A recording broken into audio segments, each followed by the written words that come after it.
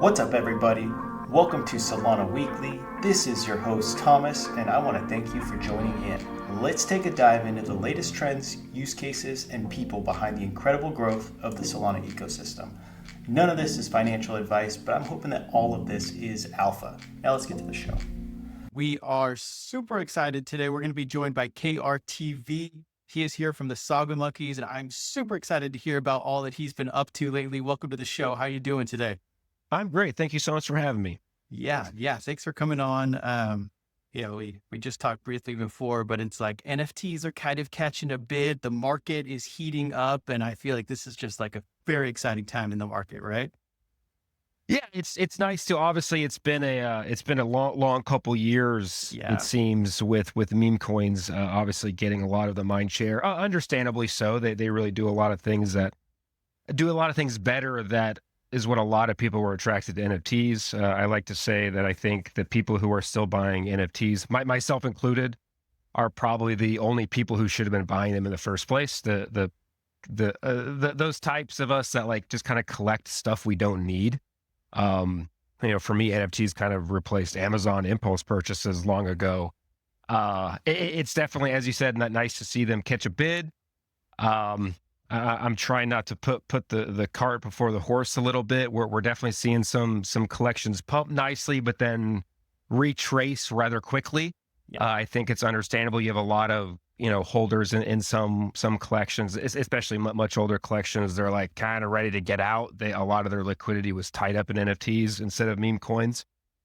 But it's definitely really nice to see the sentiment shift. It's nice to see a lot more NFT collections on my timeline. I much prefer that than like AI slop of meme coin stuff. Absolutely. Yeah, me too. Versus, I like art. That's really what always attracted me to NFTs in the first place. I like to collect things and I like art.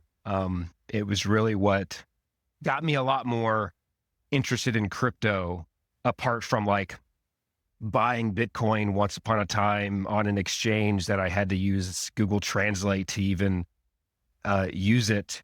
And then after all of the fees to try to self-custody, it was gone. This was like 2011, something like that. This was a very long time ago. But other than that, and buying some Dogecoin once upon a time, and seeing the bigger picture, right, of like a global currency, internet currency, it was the art and community aspect of NFTs that was like, oh no, this is like actually fun. This is more than just looking at charts. And yeah, I feel like a lot of the like earlier class of Solana came in for NFTs. When I came to Solana, like it was DeFi summer going on ETH, and like the fees were crazy. I was like, I don't know why people are doing this. This doesn't make sense. And it was like, hey, NFTs on Solana, it's cheap to move everything around. It's a fun scene. It's a fun community. And it was like incredibly welcoming. You buy your NFT, you show up to the Discord, and it was like Christmas morning. Everyone's like welcoming you. Hey, you got to check out this section of the Discord. Like, welcome. Like, we've got another mint coming up. You should totally mint it with us. It's going to be so much fun. Check out what traits you got. I feel like there was like a camaraderie that people that are coming into this space now are definitely not seeing on meme coins. Meme coins, it's like, oh, there's a big buy, don't sell, hold, where it's like such short-term thinking, where I feel like the NFT was a lot more, NFT community was actually like a community, right? You took the word right out of my mouth as far as camaraderie, camaraderie and collectability. I saw a tweet just the other day. It was someone kind of saying people don't really realize how much the air quotes class of 2021 loves NFTs. My story is similar in that I was dabbling with ETH NFTs in 2021, and I learned very quickly that I was far too poor for ETH gas fees. I'm not one to like throw hundreds or thousands of dollars at like some technologies that I don't fully understand. Yeah. And, after like minting something on ETH and the gas fees was 2 times the mint price, and, minting my, my .eth domain, and it was, I think I paid $500 for it, but majority of that was gas fees. I was like, I don't understand the future of this. I don't when most of the world is in poverty, I do not understand how this is a life-changing and world-changing technology. and a buddy of mine who had been, we used to stream on Twitch together, so we've known each other since about 2019, 2020.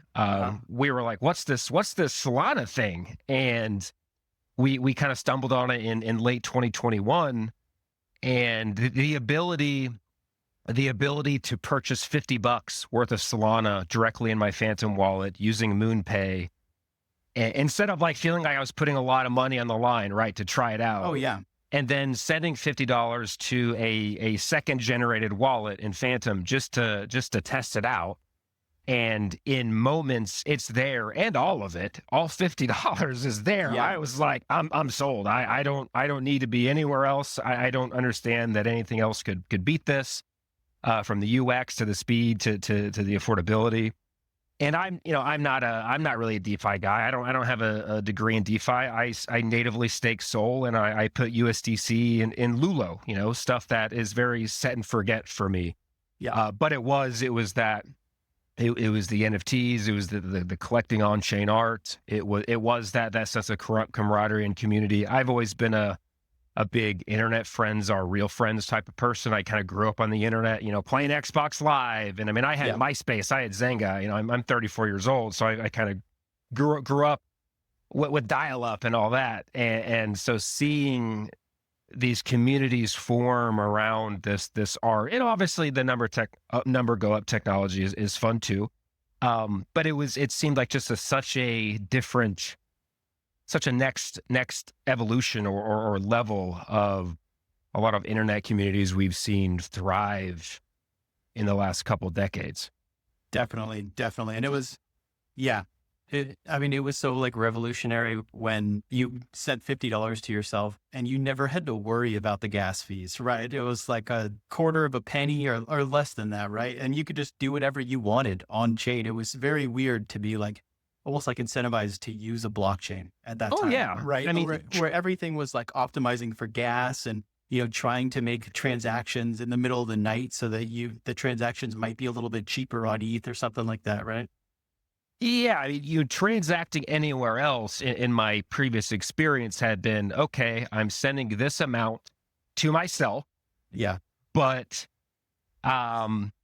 knowing that I'm giving up part of it just to initiate the transaction, and then I'm sitting there, like biting my nails, like, okay, it's been this amount of time and it hasn't shown up yet, just because of the natural speed of that specific blockchain. Yeah, you like go into it kind of feeling already robbed, because you've already given up part of your money that you purchased to try this out, and then you're waiting for it to show up. I think there's a definite sense of security when it's going to show up. And I know a lot of people, they talk about paper hands on Solana, and they talk about, Solana is the paper hand chain. But in my opinion, I think that's a feature, not a bug. Because if I am keeping, a significant amount of my net worth, or even just day-to-day dollars on a blockchain network, I think the ability for me to instantly cash out if I need to, again, is a feature, not well, I have to wait 7 days for it to process on Base or whatever it used to be. Or I know I'm giving up a portion of it just to get it to a centralized exchange to use my debit card or whatever. I think there's a lot of things that people kind of overlook in that regard. Yeah, definitely. I feel like the NFTs, and they were like really easy to connect to, right? Like it was a picture, you held it. Like I feel like it was a good explanation of like the blockchain, of self-custody. There was like staking options. So you kind of learned a little bit about DeFi. Like I feel like it was a friendly onboarding method, right? Yeah, and I think the overall user experience on Solana is just it's hard to match. We make a lot of, people do a lot of bull posts about Apple is the Solana, or Solana is the Apple of blockchains, yada yada. Yeah. But there is something into why Apple was so successful. Obviously Android is the big most used operating system in the world, but something about Apple in that it feels like an extension of your hand. The phone feels like an extension of your hand. It's intuitive. And that is very much a feeling I have always gotten using Solana over any other chain, is that, I don't feel like I need a degree in DeFi to be bridging this and that, and it works when I need it to work. Obviously there have been some years where it wasn't as reliable, but it has continued to get better every time we had those issues. Yeah. Yeah. 100%. And I mean, and this was in a time where Solana was focusing on speed and, excellent UI and good user feedback. And when that was not the case for crypto at all. Like if we go back, like even, I bet if we saw like how Phantom Wallet was when we were first using it, like we wouldn't recognize it, right? It would be clunky, it'd be slower. You might not see your NFTs all pop up in there. Like it was still like developing. The market was like getting tested. It was getting strained all the time with, NFT mints. So it was still coming up, but you could tell from the beginning, like you could just feel it, like, wow, things just work in a second. Like it was like revolutionary when I was starting out. Yeah. And I also think a rampant tenacity to improve. Yeah. When anytime there were problems, whether it was UX or the network itself, it's always been like, well, this is just the way it is. Just deal with it. Yeah. You're too poor to transact here. Clearly, like, no, it's how do we make it better so that it is what we, I think most of us believe that it's capable of being, as far as, a better financial system, better internet, a better kind of system for a lot of people. I mean, I'm kind of a self-custody maxi in that I've been a freelancer most of my life, where I could wake up one morning and a client whose cousin suddenly was able to do their logo for free has literally robbed me, and PayPal sided with them. So there were points in my life where that affected my ability to pay my bills. Suddenly a customer that I trusted now robbing me. Right. So that was always kind of a very big catalyst in my kind of belief that you really need to own a lot of your money. People come to me and they, say, how would I get started on this? If I don't want to like gamble on meme coins, I don't want the volatility. I say, you need to put some of the money in your bank.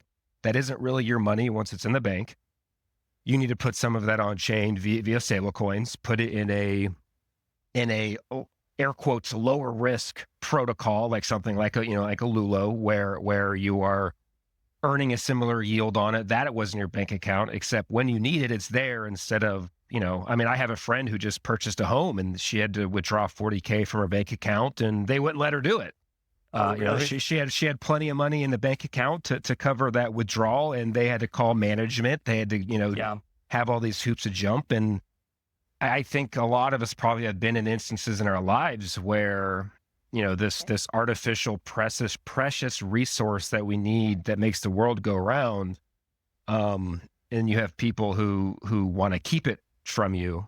I say that, but we also, spend so much of our lives in a space where people are financially incentivized to manipulate it from you, via grifting tokens and things like that. A buddy of mine said it really well on a Twitter space the other day.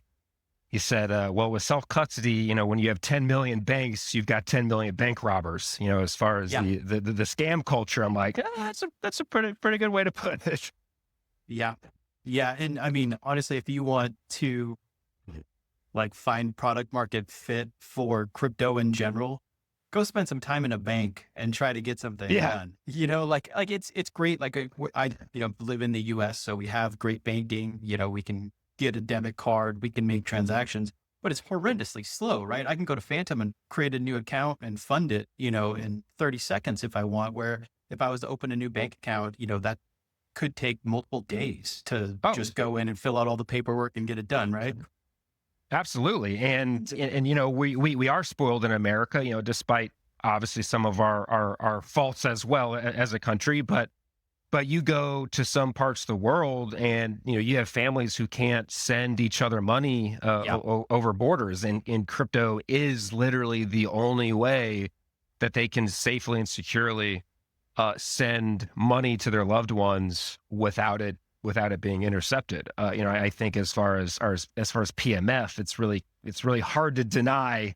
Obviously, people say gambling is a pretty big crypto PMF, but stable coins really being the kind of end all be all. That and DPIN. I'm also a big fan of DPIN. like stable coins is kind of one of those things where you could probably explain it much easier to your grandmother than something like a meme coin or NFTs. Yeah. Yeah.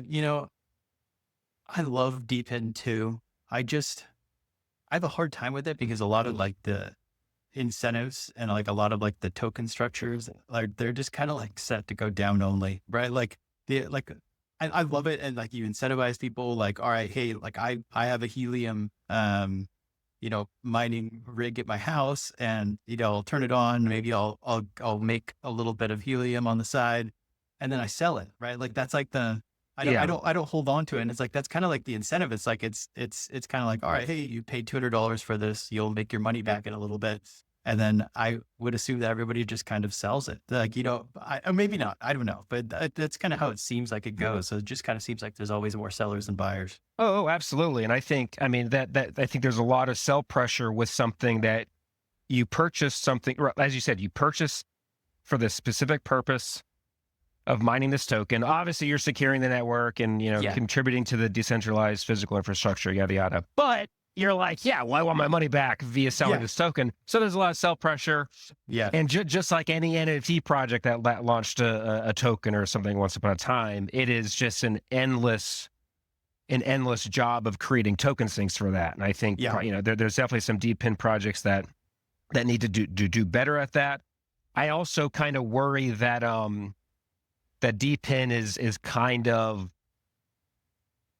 the next NFTs, the next meme coins. And by that, I mean, like, there's some incredible DeepIn projects out there that are like actually contributing again to a decentralized physical, infrastructure network.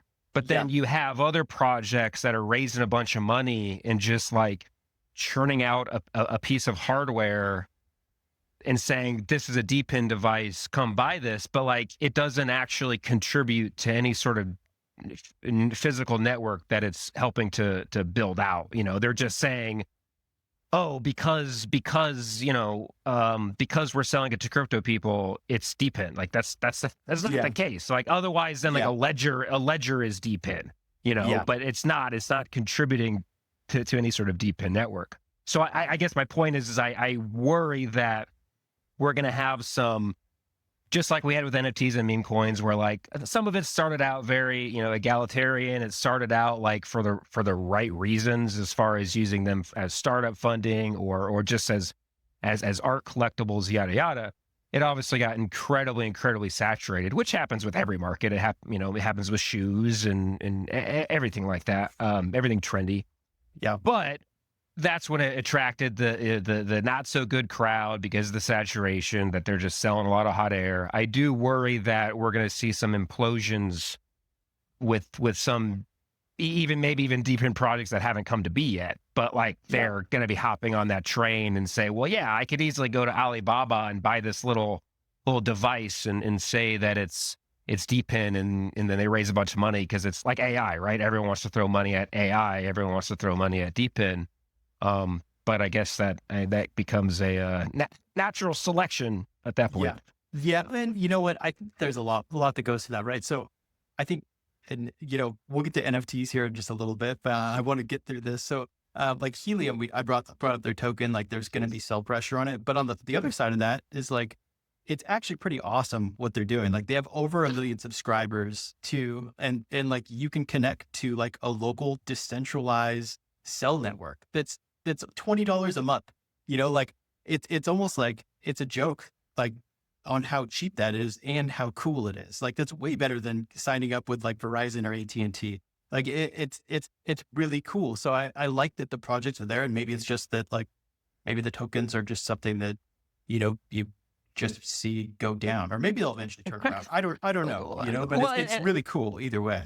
And I think, I mean, as far as tokens, I think, obviously we kind of work in a space that is, full of very impatient people when in reality it's going to take many years for companies to build out like truly sustainable tokenomics, even long after the token is launched, as far as like, okay, now we can actually, even if they're contributing enough revenue to buying back the token, whatever it might be, But yeah, I mean, I think we get, especially, here in America, whatever, where we do get spoiled on like, oh, I pay whatever for my cell phone bill. It is what it is because I have to have my cell phone. But there, I mean, there are people all over the world and in America where $20 or even the free helium phone plan. I mean, that's like life changing for them. I mean, I try to think about the single mother working 3 jobs and worried about putting the gas in her car to even get to the third shift. Yeah. Someone like that $20 a month phone plan or the free version. I mean, that's like a huge weight off someone like that. And I that's why I was very excited to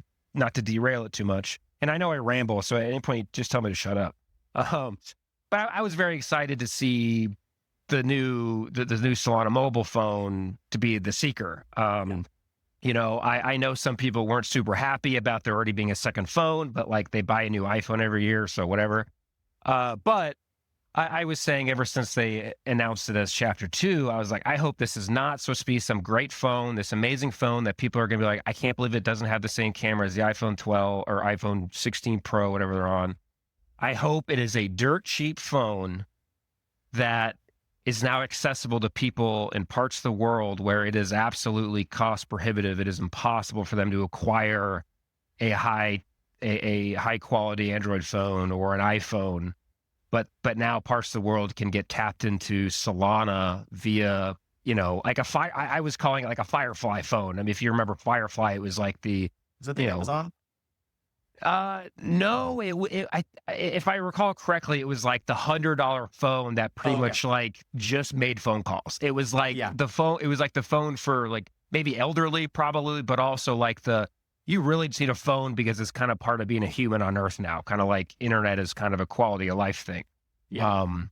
But I was really pleased to see. I mean, it looks like the specs are going to be better than the Saga, but I was pleased to see that it's kind of more still meant to almost be a little entry level, where maybe we do have people in much more maybe disenfranchised or impoverished parts of the world where like now they can get a phone that can tap them into a ecosystem that could quite literally change their life as far as previously not even being in the same galaxy as the door of opportunity, I guess. I mean, remember Axie? I mean, that was like, that was creating electricity for entire villages because of what they were doing. It was massive in the Philippines, right? And that's like, gambling's fun. Seeing the meme coin go from $5 to $15 in my pocket. That's all cool, but like actually seeing that happen because of crypto is what I prefer, but also not as easy to like when you tell a normal person what you do and they kind of sneer at you when you say crypto because of how it's, been stigmatized in the news, which I think is a lot of our faults too. But explaining how it can actually like better people's lives is not as easy to explain, but a little bit more worth it. Yeah.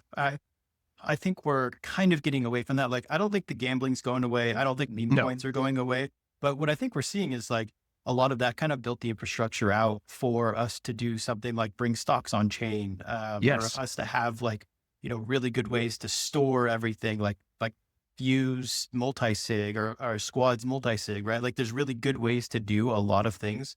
And, stable coins obviously are great, but we're seeing like gold come on chain. Like I feel like all of those other things are like, that's what's going to be what's really sticky, right? When people come and it's like, hey, I can do way more with a Tesla stock on chain than I can in my Robinhood account.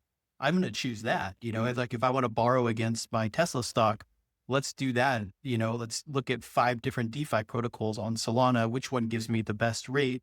And I can do that. I feel like there's way more utility and I feel like that's slowly coming around. Oh, absolutely. And I think that the stuff that we sit here and we're like, we wish this didn't happen. We wish this wasn't the main use case, yada, yada. It was very instrumental in where we are now. We've really been in this kind of wild Web3 for many years now.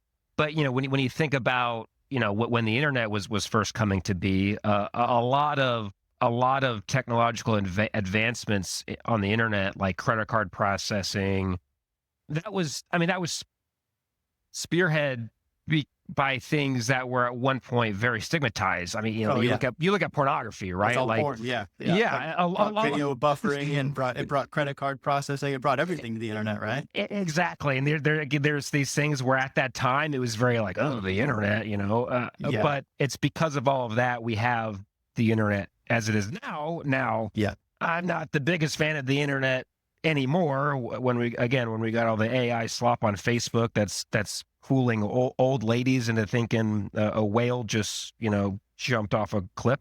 But a lot of these necessary instances that are probably trimming the fat, culling the herd, that are polishing and making certain technologies better or possible in the first place, to now get to where, yeah, we're backing up gold on chain, we're doing stocks on chain. I mean, I've got a bunch of Pokemon cards in collector crypt that are RWAs and backed 1-to-1 in their vault, but I'm not going to go to a conference or whatever and try to, if I were to ever sell those, to me, it would be much easier to do it on a secondary marketplace with that's on chain.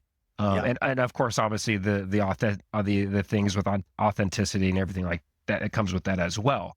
But yeah, I think we had to crawl through a lot of shit to get to where I can go buy NVIDIA stock on chain. Yeah. No, 100%. Yeah, we sure did. And now I do want to shift to the Saga Monkeys. So I want to kind of like paint the picture of like where we were at in the space when this launched, right? So it was kind of the bear market when everything was happening. And then all of a sudden Tolly's like, I'm going to make a phone and I'm going to sell the phone. And it was like, I don't know, you had to kind of like pre-buy it. It was like $450 and none of us, had that much money. That was like, I don't know, Sol was like $8 or $10 at the time. So it was like a considerable amount of Sol, where now, that's like 2 Sol. But it was a lot of money to pre-order, and we didn't know much about the phone. And then like, how did you, like, when was it that you were like, hey, I'm going to create the Saga Monkeys? Like when did you kind of like, and you can add any color to that time too, because it wasn't like the jolliest of times, Yeah, it was definitely, I mean, as you said, it was very bad sentiment, very deep bear market after, I believe it was after FTX. Yeah. And yeah, so, Solana Mobile and obviously we know Tolly comes from mobile. So, I think Solana Mobile is kind of his baby. And the Saga did go through several price changes. I think at one point it was like $1,000 to pre-order it. Yeah, maybe it was. Yeah, maybe. But it was like definitely some discounts or something. Somehow. Yeah. They did some discounts and then some later discounts. And I mean, the phone did not sell well. No. It did not sell very well. You had a lot of guys that were like showing their referral links, and they got a pretty healthy affiliate fee as far as I know, and they couldn't sell the phone. And Bonk, I'm a Bonk maxi. Me too. They did a claim. They, where they allocated X amount to be claimable once you've activated your phone. And at the time, 30 million bonk was what it was. It was $20 or something. I was gonna say it was like $14-$20 at the time. Yeah. So that did not move the needle as far as selling the phone, right? And then bonk started pumping in it, and it made that phone free. Yeah, essentially, right? If you sold the bonk. And I bought my Solana Saga really shortly before that. Like when I wanted the phone because I knew I was going to replace my iPhone, but to me it was like a cultural thing. It was like I am very convicted to Solana. I have been on in the Solana mobile ecosystem active every day since late 2021, early 2022. So for me it almost felt like an obligatory purchase. But as you said, when it was the deep bear market, I had just watched, I was buying Sol at $9, but I was spending it on silly cartoon animals. And so at the time I was like, all right, well, I don't know if I could buy a phone for $1,000 that I know I'm not going to really use. It's really just going to be kind of like a artifact. But when bonk was going up in price a little bit, I was like, I think now is the time to finally order it. And then Bonk like really ripped, and that really kind of like that's what sold out the phone, right? Everyone started buying it because they're like, well, I'm going to dump the Bonk, and now it's a free phone. So I got my Saga delivered to me in early December of 2023, and I'm setting it up. I activated the Genesis token, and I'm a nerd. I'm a dork in that like I like to customize things. I like it to feel personal. So I was like, well, I want to set a PFP. I want to set an avatar for my Phantom wallet where I have activated this Genesis token. Genesis token is just an AI orb. Everyone gets it. I'm like, this isn't an avatar. So I thought, okay, well, maybe I'll make one. Maybe I'll make one and I'll just mint it into my wallet because I'm not a dev, but I'm technical enough to do that. And I had this base from earlier that summer that I had used as a sample for a buddy's project. Dead Monkeys, if you recall, Dead Monkeys, Devour from FaZe Labs, derugged them long ago, and he was doing an art upgrade, and he asked me to send him some monkey samples. And I did a bunch on a couple different base sizes, and several, only one of them got used. And I pulled this 16 by 16 base, and I made a couple tweaks to it, and I was like, what if I use this? Because I wanted it to look like, when you like open up Facebook account and it's got that default avatar that like was obviously made by the Facebook design team. Yeah, it's proprietary. It looks like it, it obviously was made for Facebook. That's kind of how I saw the base and silhouette of a Saga Monkey was, okay, how do I want this to look like it was made for the phone? Like it was made, like it came with the phone. I want it to look better the smaller it gets, because there's a lot of incredible PFP artwork on really just on every chain, but a lot of it's very detailed. You lose a lot of that when really most of us are seeing our NFT PFPs when it's the size of a thumbnail, right? Yeah. So I really wanted it to be, look better the smaller it got. I wanted it to look like it was engineered for the phone. And I also am just a big fan of generative art. I like generative art. I like generative PFPs. It's like you're painting a puzzle before it all gets put together. It's quite a challenge. And I thought, okay, well, maybe I'll just generate one with this base and then use it as my PFP. And then I thought, well, what if everyone else wants one of these? Well, I've been around the block. I've seen a lot of artists hurt their reputation doing these free mints that actually cost $11 in platform fees, and then it attracts the mint flip crowd and all that. And I thought, well, because of Solana's technology, because of compressed NFTs, this is actually, something I could do. So I hit up a buddy of mine, the Saga Monkes dev. We'd been working together since we derugged a project in early 2022. And we'd already been working with compressed NFTs in a game that we had built that we're in, I think, season 23 today. But because of that, he knew how to work with compressed NFTs. I thought it might be like a 2-hour project, because I was like, okay, I've got all the traits and everything. Let's drop as I said, a free PFP to the, as MKBHD called it, the worst phone of 2023. It even won an award. And it took about a week to actually execute it. I kept refreshing my Saga wallet.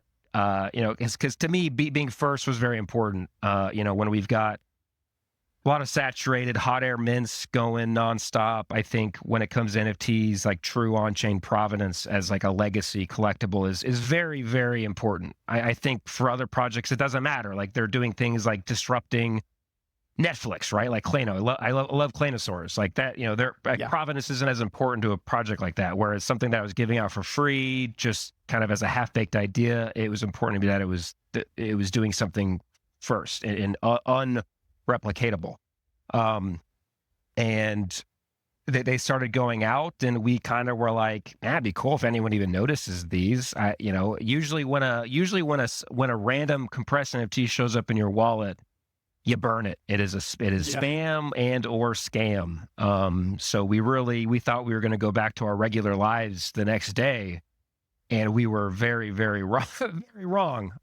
We airdropped at the time when we took the snapshot. There were 8,505 sagas activated, and then so that's where the known as Wave 1 Saga Monkes went to. and the way they got picked up, and I mean they were the number one traded NFT on any blockchain at one point, and really kind of got engraved into the zeitgeist of Solana for what they represent. And it was like, okay, well now I got to figure out how I make the rest of the beta tokens whole via this idea. But I also understand basic economics and supply and demand, and that turned into a very I intend to be drawing monkeys for many years to come. But as you said, I mean, it was a very very deep bear market. Meme coins were kind of just starting to pick up, like with whiff in November and December.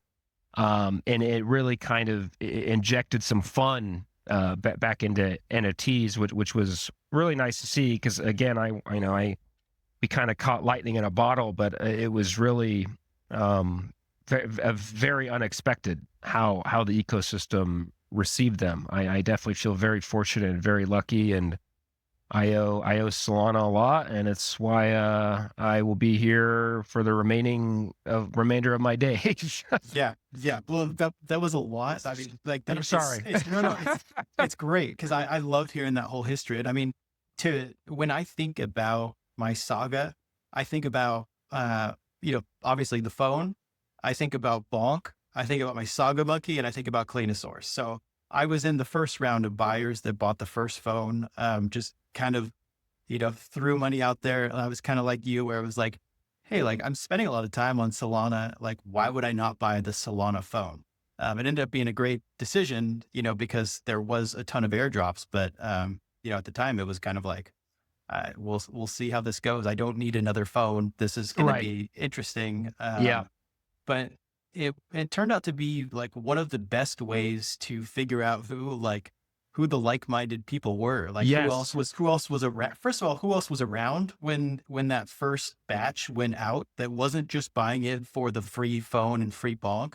Like those first buyers, like those were like the OGs, right? I think you said 8,505. Like, I don't know if all of those were pre the bonk, but like I bought a first phone, and then when the bonk was free, I was like, all right, I'll buy a second phone. So I bought a second phone. I think a lot of people did that. Yeah. But the first group, and the way that they did that Genesis token, like, exactly who it was that was buying that. Or you don't know who it was, but you could target them based off of that Genesis token, which was ingenious, right? So that you were able to basically airdrop all of the Saga Monkeys that you generated to everybody that had it, right? So you found the crowd that needed to get their hands on it, and you open it up, and it was like, yes, it just made sense. Like how the way that you described it, like how you would open Facebook and see an avatar. It's like when I opened my Saga, I would like if I could just see my Saga Monkey on there, like as it loads up, like that would be perfect. Like that would make sense to me, Yeah, and there were a lot of great perks very early. I wasn't early enough to mint one of the Saga Clanos. I did buy a nice bag of them. But yeah, they did a partnership directly with Solana Mobile, where they did, I think it was 1,000 or 2,000 Saga Clanos that could be minted. Yeah. And that entire concept of that Genesis token is what really made me interested in the Solana Saga in the first place, apart from the cultural artifact on Solana of it. Was like, man, imagine, you bought the original iPhone, which I had. Imagine you bought the original iPhone, and obviously this would never happen in a billion years, but like, imagine Apple could pinpoint the people who bought the original iPhone, and do something with that, whatever that might be. Imagine they could have done that. That was like the value I saw in the idea of a soulbound token. With the Saga, and I mean the reality is if they hadn't been soulbound, a lot of people would have sold the thing. They would have tried to sell the token. And really, if compressed NFTs were able to be soulbound, it was probably a 50-50 shot that I would have made those monkeys soulbound, just because the idea of secondary, any sort of money, any sort of volume, any sort of like trading was not really on my radar. It was just I feel this is the most ethical way to give my art away to someone who may want it that has zero pre-marketing, zero like whitelists or allow lists or pre-sales, anything like that. It's just like pure from a true airdrop from the sky. Yeah. I want to push back a little bit on that because I love the trading aspect of NFTs. Like, like you trade it, like you're not like, I'm not like sweeping on Tensor, like when you find an NFT that you really want and you're like in the Discord haggling back and forth a little bit, you trade it on Foxy Swap because you really want that one with the trade. Like that's like what NFTs are. Like absolutely. That's like the fun part, Well, and I guess when I was mentioning trading, I just more meant like, I didn't really think people would even, I thought people would burn them, right? I didn't think people would really even like see them. Yeah. So the idea of that really wasn't in my mind. But once they airdropped, that's a very strong culture to this day in the Saga Monkes community, is the trading and collectability aspect. I mean, we have many group chats, because again, when it launched, there was no Discord. The only reason I made a Twitter and a landing page for it was because I didn't want someone else to go and get those and then scam people with like official looking things. But early on, I saw people trying to swap. It felt very, SMB early days, right? When like people were swapping an OTC. The problem was at the time, sites like Foxy Swap, they did not support compressed NFTs. So I actually, one of the first things that I put in motion was paying a dev shop to make a compressed NFT swap protocol, where so to this day someone can go and they can go put up one of their monkeys to trade for someone else's. Because for me it was like, wow, this is awesome seeing people, I want the crown, I want the halo, I want the gold chain, whatever. But I was really concerned with obviously someone then getting scammed, because we have a lot of OTC attempts that really result in people getting scammed. So that was very important that they had a safe way to do that, because I agree that is really what draws a lot of us to this is, I know monkeys who they only buy cherry blossom trait. They only buy the gold traits when they occasionally see them. They only go after the Solana theme traits, things like that. And I think I think it's an inescapable human impulse to collect things. And I think NFTs are kind of like the master class in that. When obviously you shake away all the junk that again when at one point we had mint calendars as project utilities because there were 8 mints per day and things like that. I tweeted this not too long ago that like if NFTs are getting some resurgence and I think it's cream rising to the top, and then hopefully people are a little bit more selective of where they put their soul this time. Yeah. Well, and I mean, it's been an NFT bear market for like over a year now. Like it's been a while. So it's teams that have been building and are still around and can still, like have a community are very rare. So when I feel like Saga Monkes have not. I mean, I'm sure that you've done a lot of work behind the scenes, but like from the outside, it's like they'll raid anytime any Saga Monkes on the timeline. Like Tolly has had a Saga Monkey as his PFP for like most of the year. Like I feel like the community you build is strong.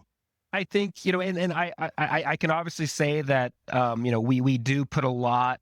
I mean, I'm in those, those many group chats all day, every day. Sometimes I don't get much done, like monkey work wise, because I think being as accessible and present as I have been has its ROI.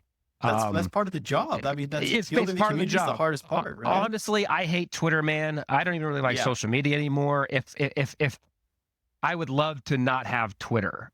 But I've been around. Really bad. Yes, but I've been around long enough to know what's expected of me. You can't be a project figurehead, and regardless if I ask for it or not, I'm kind of like, I call myself kind of an accidental founder. But I know it's expected of me. I know I can't go and not post for 6 months or even a month or even 5 days. I know it's expected of me, and we do a lot. Coaching and cultivating really good community culture is very important to us, because again, that internet friends are real friends reality. But also going back to what you said earlier, when it was kind of a happy accident in that the wave one went to those first 8,500 phones. Yeah. Where you think, this is it's baked into our distribution method. It is baked in a certain omnipresence that kind of make us. I mean, you go to any Solana event, and just like you're surrounded by SMBs, you're surrounded by Saga Monkeys. Yeah. Because when you think about the type of person that bought 1 through 8,505, Yeah. one of those Saga phones, that's a Solana guy. That is a soul maxi. That is a passionate, convicted, crazy person that was like, I'm going to buy this crypto phone when everyone thinks crypto is going to zero. That it's a special kind of person that bought those. And obviously not all 8,505 people held their airdrop Saga Monkey. I mean, I've gotten pings of people saying, oh my God, I sold my airdrop Saga Monkey for 50 SOL, 100 SOL. And I'm like, dude, that's amazing. Like, no self shaming here. I hope you use that to pay your rent or your credit card, or like, I hope that like made a tangible benefit to your life. Yeah. But you have people who instead they held theirs and bought more, or they only still have their airdropped one because it's a sentimental thing. It is something that they'll never part with because of the sentimental value to it. Or you have people who actually let go of their airdrop monkey and they're still trying to get it back. That's actually kind of common as well.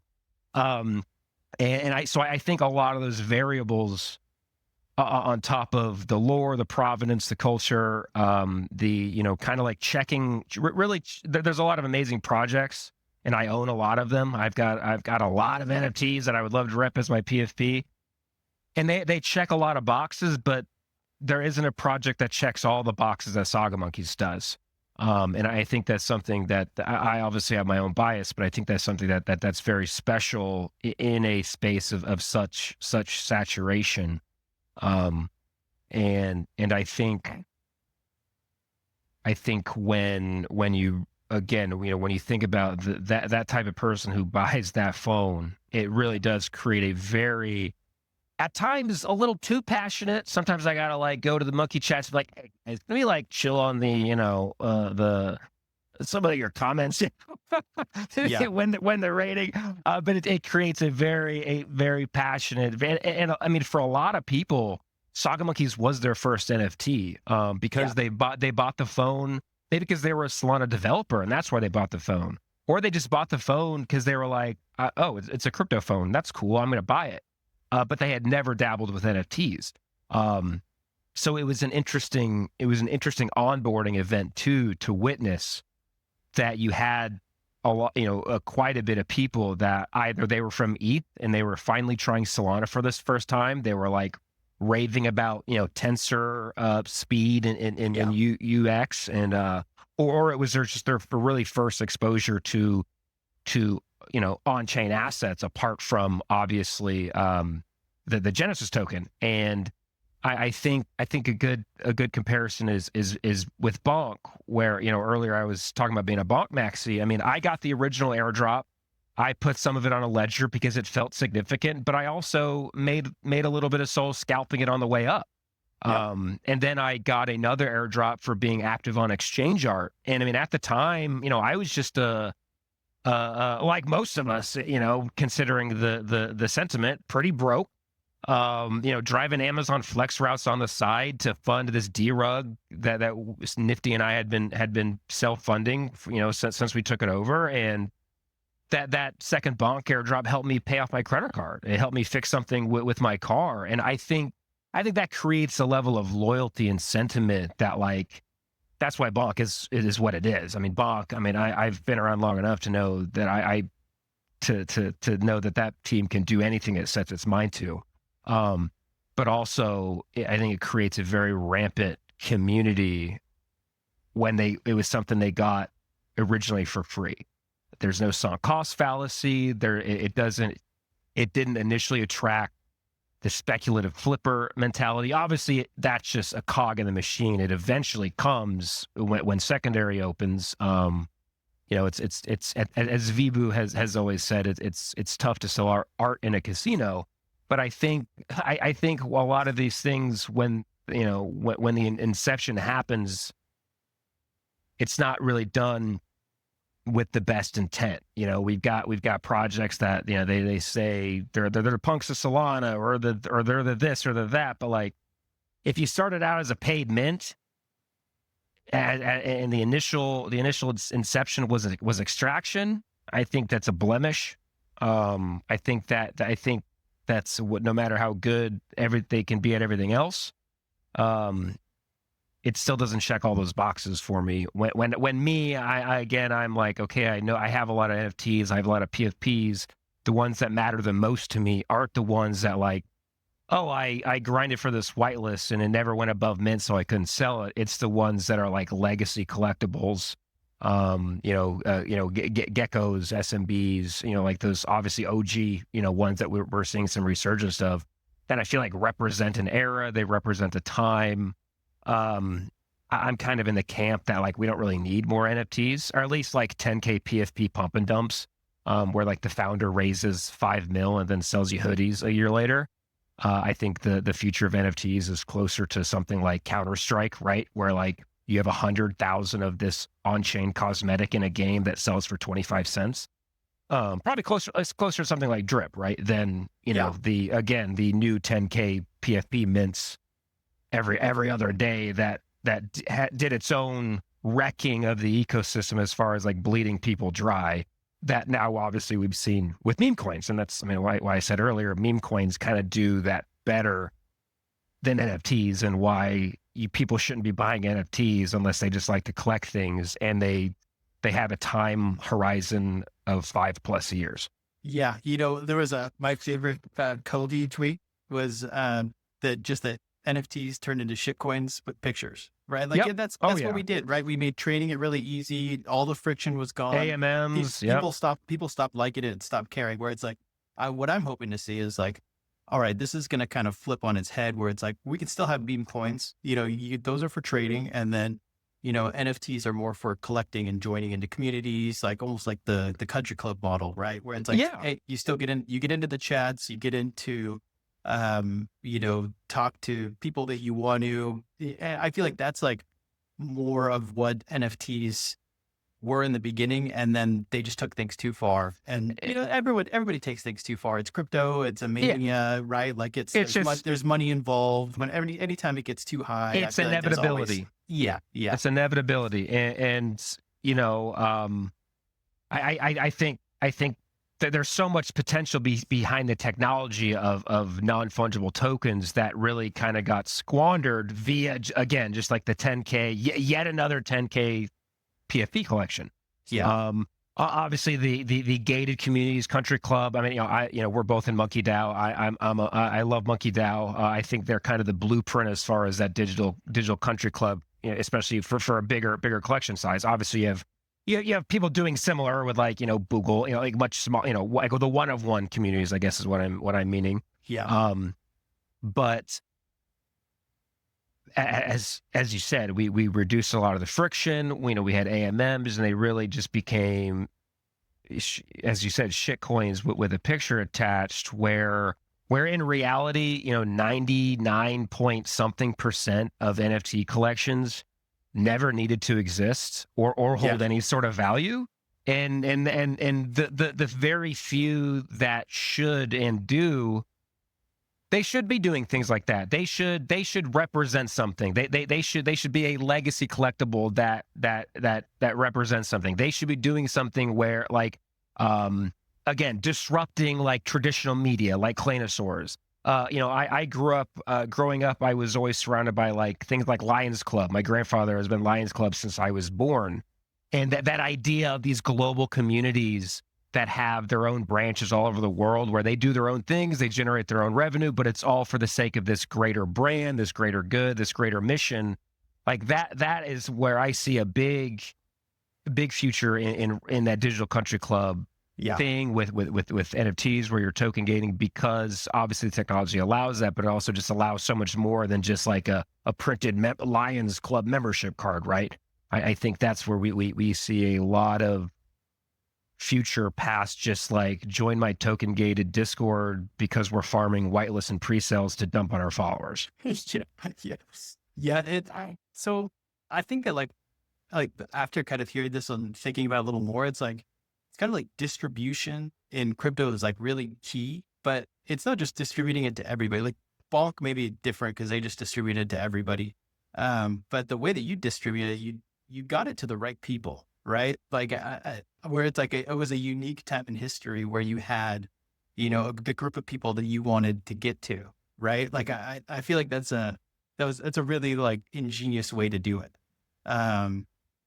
Yeah, I'm trying to think of like how I could connect that to the Seeker launch, right? Because there's like 150,000 of these, or maybe more. Where it's like I don't see that as being like, oh, was that like a once in a lifetime opportunity, or like is there something that you can do with the Seeker and 150,000? Like I have 3 Seeker phones coming, not just for me, but like I'm gonna giving them out to a couple people, but I'm really excited for them. I want to see what's going to come. Like, I don't even know what's going to happen. I'm assuming a lot of people are building things for it, building new collections for it. Like, do you have any advice for them? Are you building anything for it?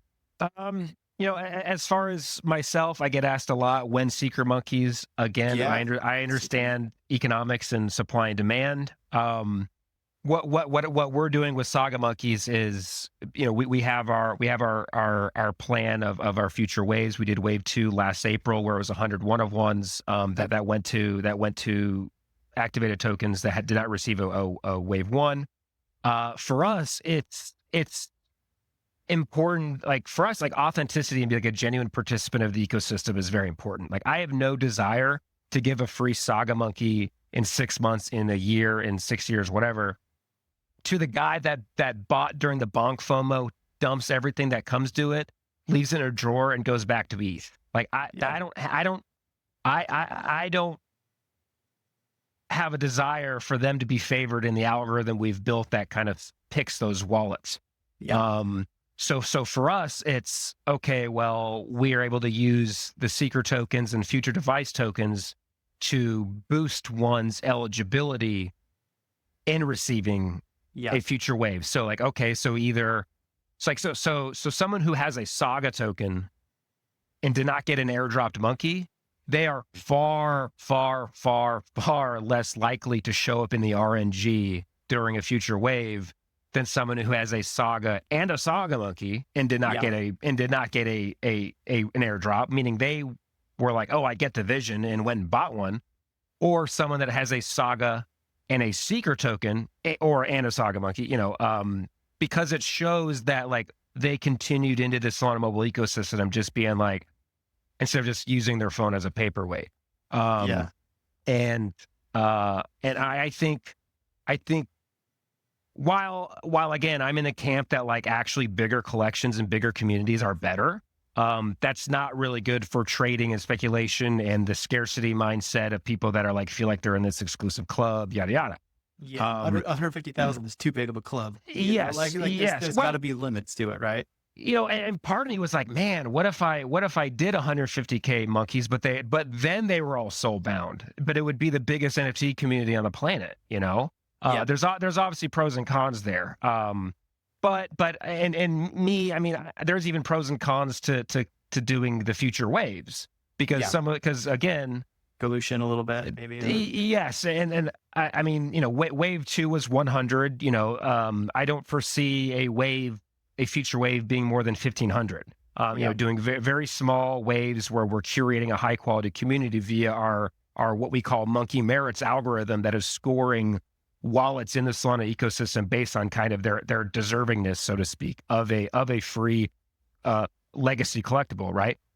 And I think with Seeker, when you think about that, the latter half of who bought the Saga, now obviously there are people in there who are like, no, they didn't want to miss out, so they bought the phone. But you had so many people who bought the phone. They bought 5 phones. They bought 10 phones. Because it was purely to farm airdrops. Now, I think that is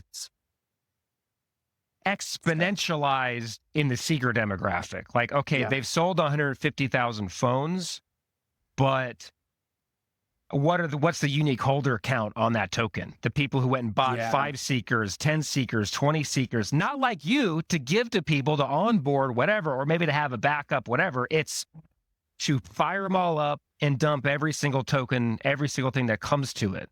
Yeah. So I think while there is absolutely no doubt that there will be collections trying to replicate Saga Monkes on the Seeker, I look forward to seeing how that all goes. I think that is something that will be a very tough thing to execute distribution-wise for many reasons. I mean, the reason why only 8,505 went out was because not everyone had activated their phones, right? Yeah. So there's always going to be people who are like, oh, they missed out because they didn't activate their Seeker or whatever. But also, yeah, that is a huge amount of supply, even for tokens. Even for tokens, some token team saying, yeah, we're going to airdrop tokens to 150,000 people. That is a huge amount of their war chest. Like usually a token team has a community war chest that is set to go to two different communities to, like, you know, kind of for their marketing, right? Yeah. Well, for it to be any sort of substantial airdrop to go to 150,000 wallets, that's a lot of their supply, and that's also unless they use ZK compression, that's an expensive airdrop to execute. Yeah, definitely. Yeah, and I think that's when I hope and I say I hope, but I know it's not the case. People definitely bought the Seeker expecting the same kind of return as the Saga. I think that's probably not very realistic. But I'm also not the type of person to buy something just for like the speculation of getting stuff back. That's why I only bought one Seeker and only bought one Saga. But it will be very interesting to see. I think Solana Mobile is a very critical component in disrupting a very, very pervasive monopoly or duopoly, you know, between Google and Apple. I mean, anyone who's developed, you know, iPhone apps knows what it's, you know, how the tribulations of getting it onto the store, and how, you know, you go and pay for Spotify Premium, but you're paying, if you pay for it on your desktop, you're going to pay less than if you're paying on your iPhone, because you have to factor. They got to take their cut. Yeah, because they're taking their cut, and so I think Solana Mobile. I hope to see more Solana Mobile devices come. That, or they maybe, you know, create their Solana Mobile stack where it's almost like it's like a different Android OS, right? Where maybe you have you know, HTC or whatever, the, you know, Samsung, whatever, like the you know, some mobile phone company now shipping their own device that has the Solana Mobile stack on it. I think it's very important for anyone in Solana who's building anything to be focused on shipping a Solana Mobile version. I think that's like a chalk it up to the game thing. I think that's like a, even though you think maybe it's a fraction of your user base compared to iPhone, whatever, I think it's a charge it to the game thing, that like you should still just be having someone on your team working to deploy something on the Solana Mobile store. One, for the optics, but also just because like it kind of takes all of us. It kind of takes all of us to push this forward. Yeah, I'm actually really hoping that too. So I kind of bought it for the principle of it, right? Like I love the idea of it, and with 150,000 units being sold, like that's actually like a meaningful amount. You know, it's not the millions, but it's still a lot. I think, you know, I think that every team should be building for Solana Mobile, and like the best case scenario is that there's a breakout app that you can only access on the Solana Mobile, you know, in their dApp store. And everybody that bought all these phones wants to use it so bad that they don't sell them, or they're not sitting, you know, they're not stacking 5 in their drawers or whatever. They're actually using them, right? Like that would be the ultimate win, is like, if there's something that is so desirable to use, it uses crypto rails, you know, it has, you know, self-custody, it has everything that we want, but it's also a great phone, and there's something on there that you need to use, you know. Yes. Like that would be the best. Because I don't think it's, especially hardware. Like hardware is incredibly expensive and difficult logistics wise to like scale. That's why there was only 20K Sagas. And I think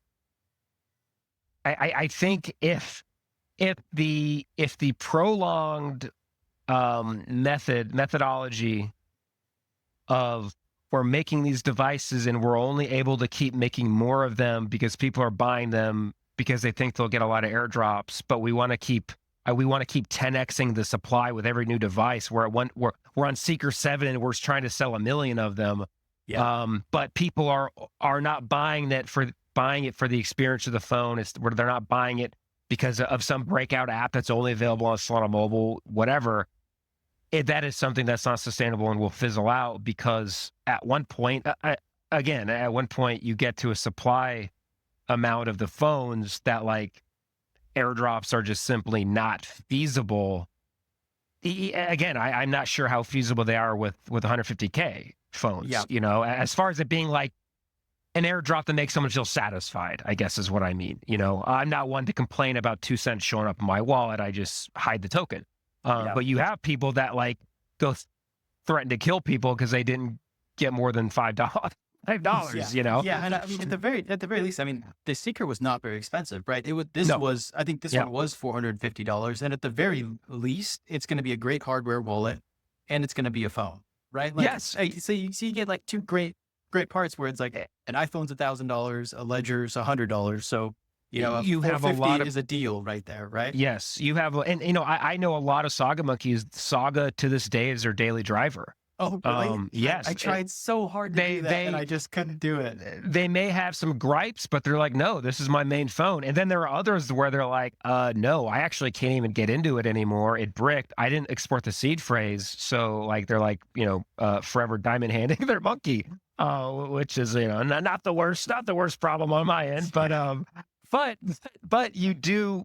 Like, I was at Accelerate in New York a month or so ago, and one of the topics of conversation was like, yeah, you know, why spend $350, $250 or whatever for some high-tech ledger or whatever if you pay a little more and you get a hardware wallet that also has cell phone capabilities? Now, when I bought the Saga, I never intended it to use it as a cold wallet because of like the cellular connection. For me, it was like more like a lukewarm wallet, you know, because of the seed vault and everything. But in my opinion, it's probably not something like you should keep your entire net worth on, as opposed to like, you know, an air-gapped hardware wallet. But yeah. Why, you know, there are people who I think are buying the Seeker purely for the hardware wallet aspect, and hopefully they'll be pleasantly surprised that they enjoy using it as a phone. I got to hold it in New York, and it feels nice in your hand. A little lighter, but that's understandable. I like the heft of the Saga because I feel like I could hunt with it. But too heavy. But it's too heavy if I was carrying it around in my pocket. You know, it's sitting on my desk. I'm looking at it right now, and I like the heft of it, but I don't think I would like it if I was putting it in my pocket every day, and I'd probably have to tighten my belt to keep my pants from falling down. Yeah. It's definitely smaller and lighter than the Saga. I'm excited. I'm definitely excited for them to start shipping. I think it'll also be a nice onboarding event, just like people activating their Saga tokens was its own onboarding event. Them getting a Saga Monkeys was an onboarding event because they were like, well, I can actually do something with this. But so will 150K whatever Seeker showing up. What I'm curious to see is the activation numbers, because as we saw with Saga, a lot of people sat on them. A lot of people didn't touch them. They bought 5 and they opened 1, but then they kept the rest because they were like, oh, I'll always be able to claim that bonk. So they didn't activate it. They were selling them. I mean, when Saga Monkeys Wave 1 dropped, initial euphoria, the resale price on the phone like tripled on eBay.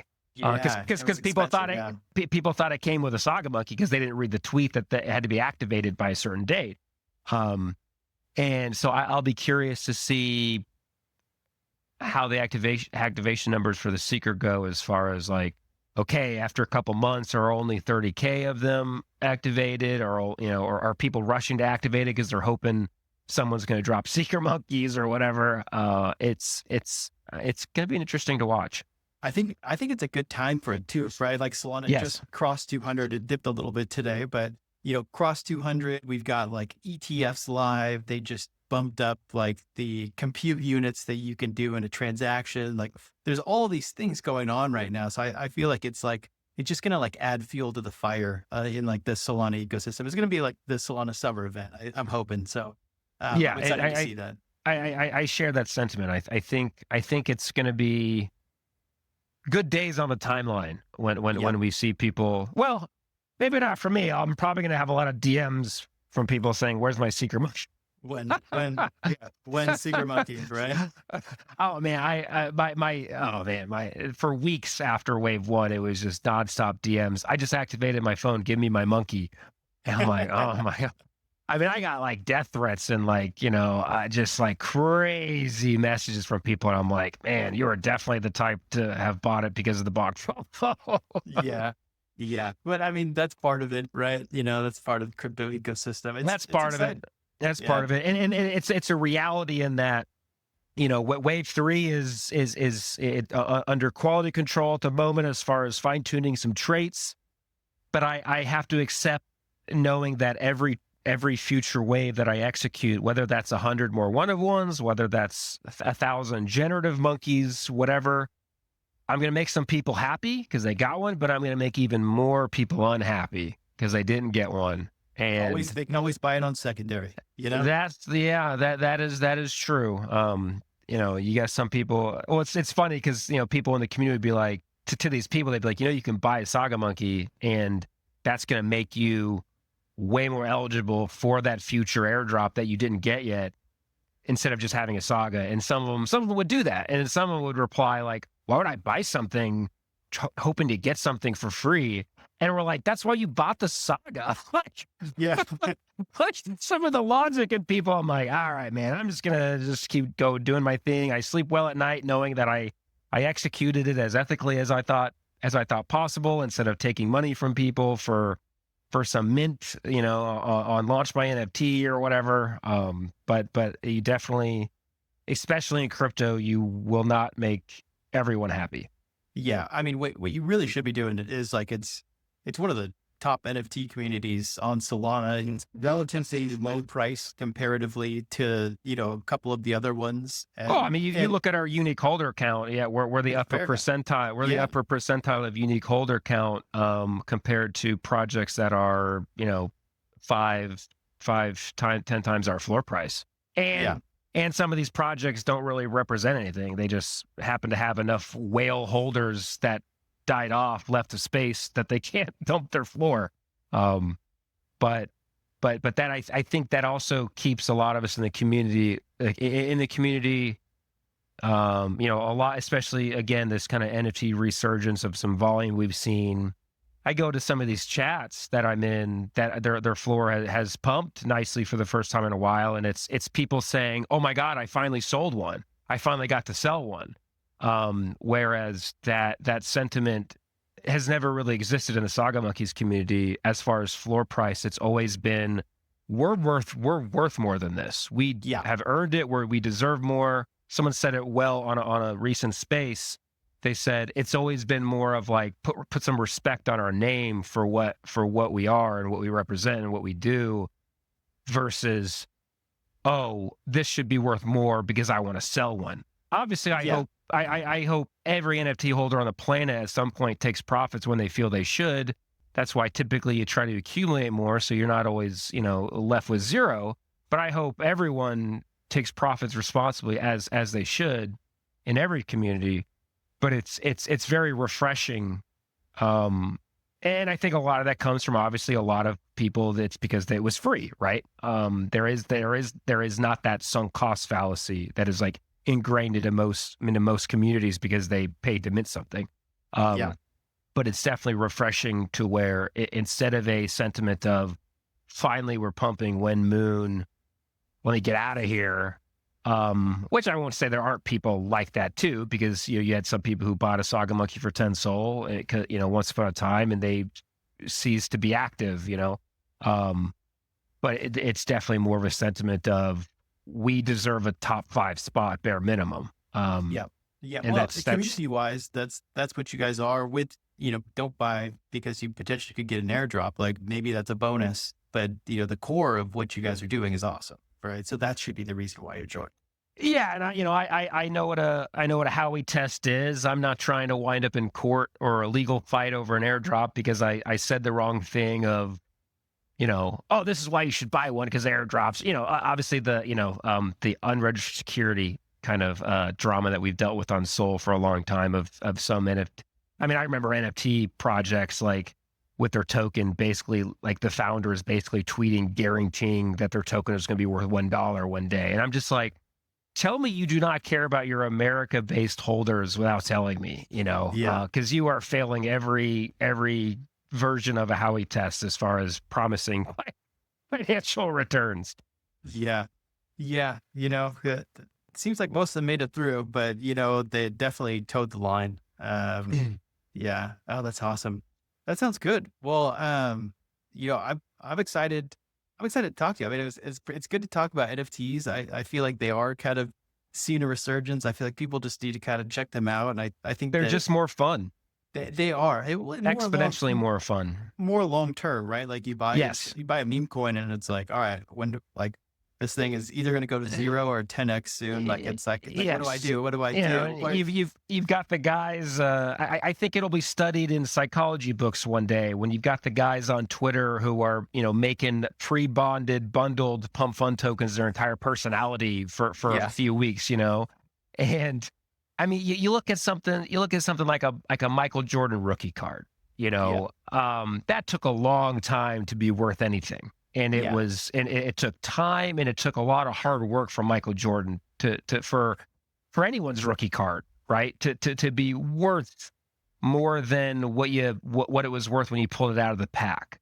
And I think that's a lot more comparable to NFTs, where again, if you're as committed to Solana as I am, where you're seeing Solana as a very relevant technology in 10 years and 20 years, everyone needs to drastically increase their time horizons when it comes to digital collectibles. Whereas the meme coins, that can be the hot air, quickly evaporating things that maybe is their way to maybe then go finally buy that grail that they've long been after. I saw a really good tweet the other day. They were talking about the kind of the NFT resurgence, and they were saying how I think we've learned that NFTs aren't exactly trading assets in the aspect of this is how you're acquiring your wealth. They are luxury goods and assets once you've acquired your wealth to exhibit and flex that. Now, I think the hole in that argument is that the rich dude who's like pulling his penis out on the table to stunt on you with his $150,000 CryptoPunk. Well, there's still someone who maybe bought that CryptoPunk for $7,000 who's now reselling it to that person for $150,000. So I think the whole there is that they're still trading assets, but yeah, people shouldn't be seeing them as what meme coins have dominated as far as how do I put my light bill money into this to try to make my rent, which I think is its own conversation as far as bug versus feature on Solana. With Ethereum, you couldn't really go with, like, if someone who's literally using their rent money, they had to think about gas fees, whereas Solana allows people to really be using money they shouldn't be using for stuff like this because of the lack of friction. But again, I think that's its own conversation. Yeah, that sounds good. Yeah, and it's like the velocity in NFTs is a lot lower than meme coins. Right. Where it got to a point where it was like people were trading NFTs every day. It was flipping. It was this, it was that, it was sniping, where it's like, nobody wanted that, and kind of, I think the reaction to that was like, well, let's just go trade some meme coins. And I think that's where a lot of them are. Oh, yeah. I mean, yeah, the NFTs had better sentiment and vibes and even liquidity after FTX, I mean, I remember, I remember, I think my first SMB Gen 2, I bought for 210 Sol, and I'm still up in US dollar value. But like, it's around where I bought mine too. Yeah. But like at that time, at that time, like the energy around NFTs was still very good. Yeah. Whereas in this last year and a half, with the meme coin mania, NFTs have been like negative sentiment, negative vibes, negative energy, and liquidity too. But like it was so written off, which I always thought was silly. Like I think like it's like if you're a boob or a buck guy, right? Like, you know, some people are going to like meme coins more. Some people are going to like NFTs more. But to sit and pretend like meme coins were the superior technology, I always thought was kind of ridiculous. But it's been really interesting to see this kind of sociological experiment that has really unraveled before us.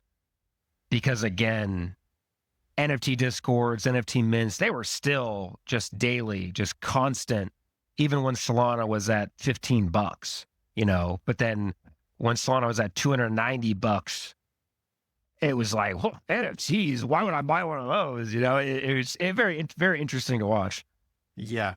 Yeah, it was. And nobody really knows how to like price NFTs either. Everybody was just like calculating their portfolio based on the floor price. And I mean, you can't sell 50 NFTs at the floor price, you know, like that's just not how it works. Yeah, I mean, it's meant to work either. The introduction of AMMs definitely did not do any favors to the industry, so to speak. Yeah. Yeah, they sure did. And then the farming, and I mean that's something that's always, you know, especially distribution method wise, like, you know, you have a lot of these companies and protocols and products, like their customer acquisition is by farming, but that is not a customer. That is someone who is trading their time to expect something in return that they're most likely going to sell. And once that transaction is complete, they're probably not going to come back to your product. Some of them will, but most of them probably won't. They're going to move on to the next thing that they can farm. And I think that's something we that was just as detrimental to NFTs, because I'm in these one-of-one DAOs, you know, where it's the same 15 people all farming pre-sales and whitelists for some hot mint, so that they've got 50 of them when the regular guy only was able to secure maybe 3 if they're lucky, and then they're tweeting about them and dumping them on their followers. Like that's a broken system that I think we've normalized and been desensitized to, that I really kind of like wanted Saga Monkes' execution to really be the antithesis of. Although we didn't really see that catch on, as far as, you know, we're still seeing grift for soul mints or whatever, and founders disappearing. But you know, I guess it's just the way of the world. Yeah, it is. I kind of like struggle with the farming of, especially like DeFi protocols. I feel like a lot of them, it's a unique way for protocols to advertise and to get people to come onto their platform. And, you know, it's like everybody has to use your platform in order to farm, but a lot of that money isn't very sticky, right? So it's tough, because it's like on one hand, it's like, this is a great, you know, a distribution method for people that are going to actually use the protocol. But the flip side of that is, you know, you get your airdrop and you dump it. You know, so I don't know where the balance is there. Like, it seems like some people have done it pretty well, like, you know, up the criteria, you know, really reward the people that put a lot of volume in. But like, also, I like to just test out the latest platforms, you know, like, so if you know, like Loop Scale was one that I was, you know, I had a lot of money in, and then it got hacked, and I was like, oh no, you know, like there goes my money. And it's like, that's a risk that you're willing to take by going into these protocols early. So it's like, why? And then I, like, ever since that, like, I've been thinking differently. It's like, I don't want to do it anymore. Like, I mean, DeFi, like ever since I've done that, it's like, I have no desire to potentially, like, I was getting a good yield on, I don't even know what it was, like looping, LST Soul. I remember when everyone was looping and lending, and like me, like again, like if I got a check on it every day, I don't want to do it. You know, I had a buddy once, he was farming the Tensor airdrop, you know, where people were just like putting hundreds of thousands of dollars into bids on collections that they hoped they wouldn't get dumped on. And funny enough, I remember him messaging me one day, and he goes, I'm going to kill myself. I woke up and I'm an SMB whale. Someone dumped 10 Gen 2s into my bid last night because I was farming Tensor, you know. And I'll be honest, I said, man, you need to at least keep a couple of those. Everyone should everyone should have a Gen 2. But like that exact kind of inherent risk that like I'm not going to go put 100,000 into some protocol that like has smart contract risk, especially when why? So that then they can take all these arguably inauthentic numbers to go and raise millions of dollars. I mean, hey, I like Magic Eden, you know, despite some of the errors and judgment I think they are aware that they've made over the years. But you can't deny what they've done for the ecosystem. But I had some beef with, you had to use their wallet app to claim the Magic Eden token. And I'm like, okay, but are we going to start seeing you guys say, oh, we have, you know, this many installs on our wallet, you know, for your next seed round because people only installed it to get the token and then they never touched it again? I think, I think that's where, you know, a lot of it comes into just like genuinely and organically make Solana a part of your daily, if not weekly life, instead of being so worried about the $2 you might get back. I have a theory on the Magic Eden one. So I actually thought that was pretty genius. Okay, so they wanted a wallet. Oh, it was. And they made you download it, install it, and I think it was the best was for bringing people on other chains to not only the Magic Eden wallet, to their site, and realizing that, hey, you could buy an NFT with any chain, like any coin on any chain, even if it's a different chain. Like if you want a punk, you can buy that in Solana. Yes, so that cross chain is actually really slick. So I think that was what they did. Like, you know, I don't care about the other chains as much. So like I when I first did it, I was like, this makes no sense. Why am I doing this? But I was like, actually, they're crushing it on other chains, and they were just bringing people to it and rewarding them. So I think that was a lot of what they were doing. Yes, and I think a lot of sentiment is misguided. You know, you have people that are like, oh, they abandoned Solana, blah blah, but like they went and they're, at least what I would hope is they're capturing people to show the superiority of Solana. By going to all these you know, building out to support all these other chains, because as you just said, that really like. Whereas, I mean, you go to Sui and how many of their NFT marketplaces are not even really usable, you know, despite having NFTs for a while now. But Magic Eden being able to capture those people to now come and be like, no, look how easily you can do it, especially if it's on Solana rails. I'm not in the camp of like, oh wow, screw the product or company that didn't only stay on Solana if they're kind of like Trojan horsing Solana, you know, but yeah, I mean, they're like undoubtedly an absolute unicorn, right? And yeah, I thought the wallet move was genius. It was just more of like, okay, but also like how many of these users are, you know, genuine install users versus like, give me my money and I'll never use it again. Yeah, definitely. It's a balance. And I do love Loopscale too. Shout out to them. But like I was getting a good yield on something, and then I was like, you know, I've got like several $1,000s at risk, and I'm probably making a couple dollars off of this. Like why? There's a lot of times. At what point is the yield worth the smart contract risk? Yeah. It was just layers and layers of smart contract risk, and there's like something. I think they got exploited through their Oracle too. So maybe that, I don't know. Ooh, I remember in some chats, people were like posting entire tutorials. Like, okay, you go and put Sol here, and then you go to this side and you borrow this kind of Sol off of that. And then you go put that Sol in this, and then you withdraw this, and then you put that. It was like an eight-step. It was an eight-step process to put various different kinds of LSDs or their token into different protocols to loop it, blah, blah, blah. And like, so that you've got, I don't know, however much yield, you know, in some instances it was probably marginal, but it was really all for the sake of farming airdrops. Yeah, and it was some of the coolest farming. It was some of the coolest farming that I've seen on Solana though. It just looks so risky. You take your Sol, you restake it into Frag, and then you go take that into Exponent Finance, and you have to lock it up for like 20 days, and then you take that token that they give you and you loop it 10 times, and then you're getting like 50% back on your soul or something. It's like, I didn't think we could do that on Solana. So I just did it just to have fun with it.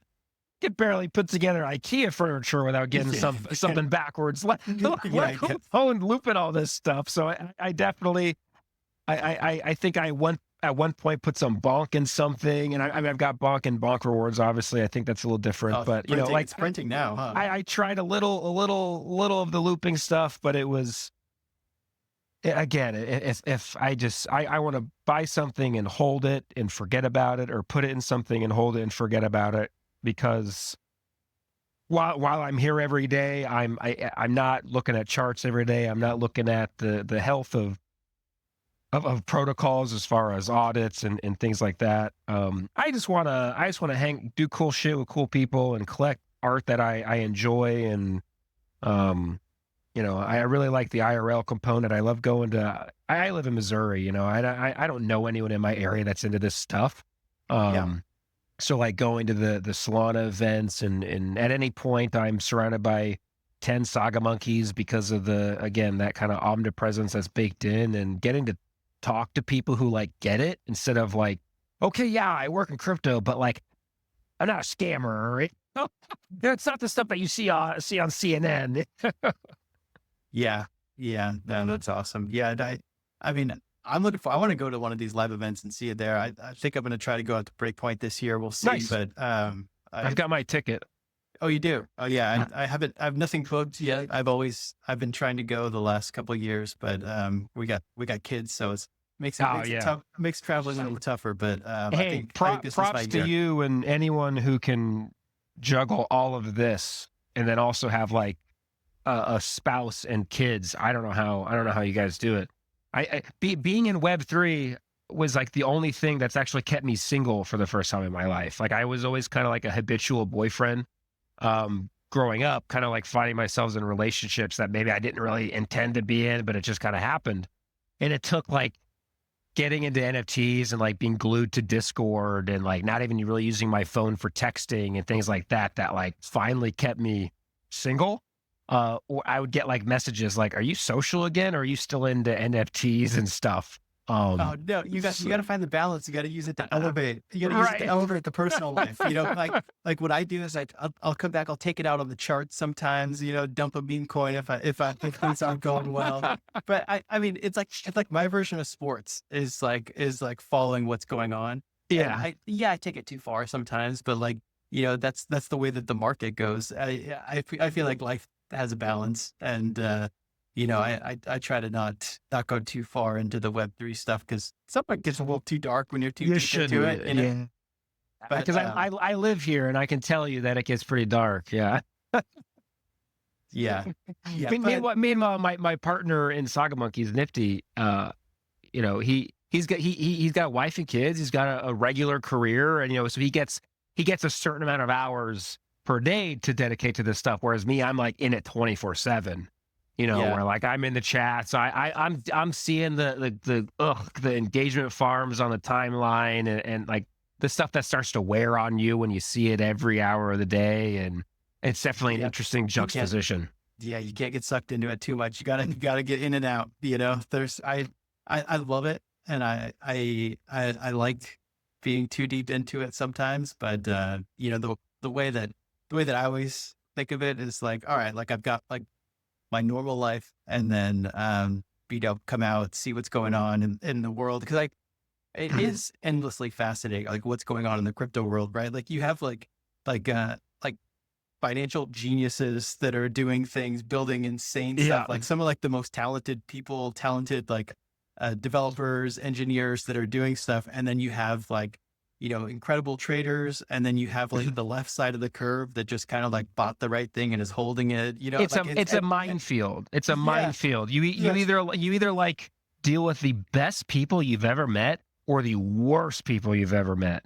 Yeah, and it's a daily struggle of navigating that, and finding the people that you really want to surround yourself with. But it also sounds like I'm being given permission by a Saga Monkey collector to take like a week vacation. And 100%. maybe 100%. I hold my Saga Monkey. I'll hold it forever. And I if there is a DAO vote, I'll vote yes. Thankfully, no doubt. We'll let SMB do that. Yeah, right. Oh, that sounds good. That sounds good. Well, that's awesome. I really appreciate your time. I love hearing about thanks the for Saga having me. Monkeys. I could talk NFTs all day. Let's see. Let's check. Where do the listeners need to go? Where do we send them to? Ooh, it's a great. If Twitter. Yeah, they can go to Saga Monkey Twitter. It's at Saga Monkeys. They can go to my Twitter, KRTV DEPT. For a lot of information, they could go to sagamonkeys.com as well. But we definitely try to keep a very active Twitter presence. Again, when the free airdrop happened, it was kind of like, no Discord, no any of that, all on Twitter. So it's definitely kind of we're as you said earlier, kind of where we shine. So for all information, you can just go to the Saga Monkeys Twitter. Cool. Well, that sounds good. Yeah, great talking. I've really enjoyed it. Look forward to seeing what the Saga Monkeys do, and I'm looking forward to the Seeker. And yeah, I'm excited for what's coming up. Yeah, same. Thank you for having me. And again, I appreciate your patience and me get up on this thing. Oh yeah, no, anytime. If you need to come back, let me know. I'll talk anytime. I'm always happy to, because again, this is what I love. This is what I love to talk about. I like type about this stuff all day in Discords and group chats and DMs. I don't often actively speak about it out loud. That's why I lose my voice at these events, because I'm talking so much, because I usually don't talk about this stuff. So yeah. I'm all about coming onto these things and doing it. And I also know that I need to be better at coming onto things like this. I'm an artist where I'm kind of like, part of me wants to hide and part of me wants to, create things for public domain. So it's inside us are two wolves kind of thing. Yeah, definitely. Well, I appreciate your time, and let's talk again. Yes, absolutely. All right. Thanks so much. See ya. All right, thank you guys so much for tuning in to Solana Weekly. Once again, this is Thomas Bahamas, and I have one final ask for you guys. If you could, please subscribe on whatever player you're listening to. You could leave a review. That would be amazing.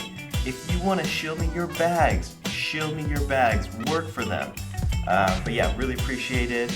And as always, this is not financial advice, but I want you guys to accelerate, move forward, and let's get this bag. I'll catch you guys next week.